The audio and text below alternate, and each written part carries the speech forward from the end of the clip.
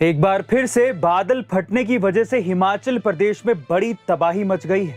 लेकिन हर साल हिमाचल प्रदेश में ही ये तबाही क्यों मचती है?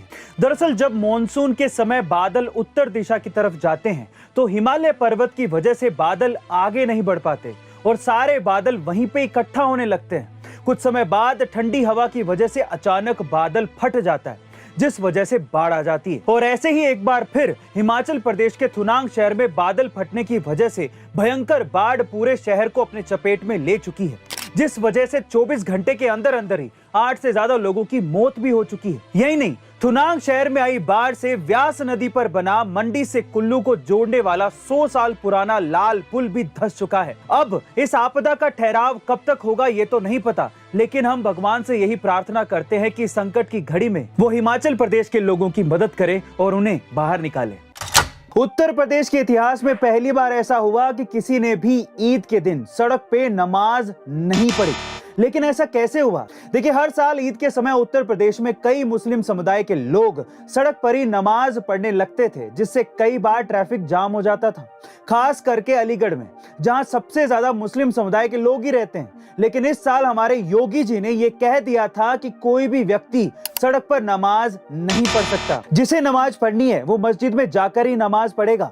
अगर आपको किसी भी चीज की दिक्कत है तो हमें बताइए, लेकिन सड़क पर नमाज नहीं होनी चाहिए। और योगी जी के इस फरमान का असर इतना हुआ कि उत्तर प्रदेश के इतिहास में पहली बार सड़क पर नमाज नहीं पढ़ी गई, क्योंकि सभी सड़कों पर पुलिस का कड़ा पहरा था।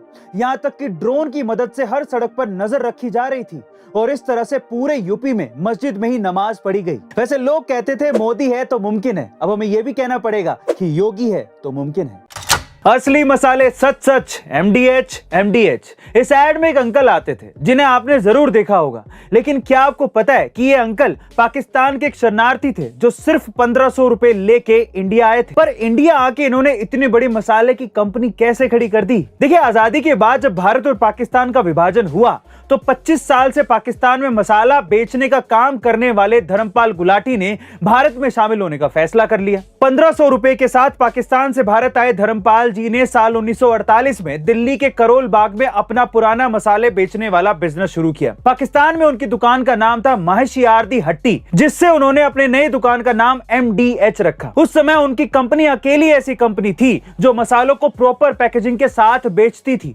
साथ ही उन दिनों पाव भाजी और सांबर जैसे डिशेस बनाने के लिए 3 से 4 अलग अलग मसालों को मिक्स करना पड़ता था। इसलिए धर्मपाल जी ने पाव भाजी और सांबर के लिए एक ही पैकेट में मिक्स मसाला लॉन्च कर दिया, जिससे कस्टमर्स का काफी ज्यादा समय बचता था और इस तरह से MDH मसाला घर घर मशहूर हो गया।